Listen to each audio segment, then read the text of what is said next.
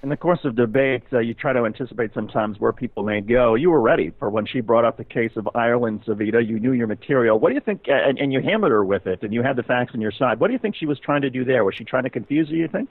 Well, David, I actually have to say, I think that was a tremendous faux pas on her part. I mean, if you're trying to hold up Ireland as a case where women's health is safer and women are safer and their rights are more protected because abortion is illegal, and we've had so recently a flagrant case where an immigrant to Ireland from the Indian subcontinent, Savita Halappanavar, lost her life due to an infection that they were not, whatever it was, whether it was that she couldn't get an abortion early on, and again that was at 17 weeks when she died, or that she could not, that somehow the pregnancy could not be terminated in the course of the surgery, that the illegality of abortion in Ireland essentially killed Savita Halappanavar.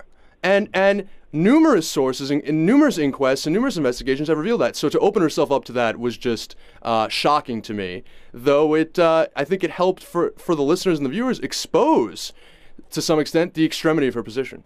Good point. And Daniel, you did a great job with the debate. One of the things, folks, you can always tell about in judging a debate and scoring points on this is if somebody knows what they're talking about, they will be willing to answer the debate moderator's questions. If somebody is being honest in their position, they will say, as Daniel Marins when Daniel posed the question, yeah, I do believe that the life of the fetus is more important than the life of the mother. But for her to sort of evade and not answer the question shows that there's something shaky going on there with her particular position.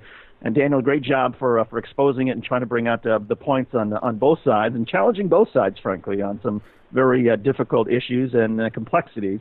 And of course, this debate will continue. We're going to pause in about 35 seconds and let our syndicated stations join us, and then we'll talk with Alan Rosenblatt, Dr. Digipol on Twitter, who is attending a fascinating conference in D.C. as we speak, known as Transparency Camp. It's a group called the Sunlight Foundation, which does all sorts of wonderful things in terms of providing information and transparency as far as how our government operates in politics and whatnot. We'll talk with Alan about all of that. You're listening and watching to Take Action News on We Act Radio. We pause now in about 5 seconds so our syndicated stations can join us. Thanks for being part of the program on this beautiful weekend along the East Coast.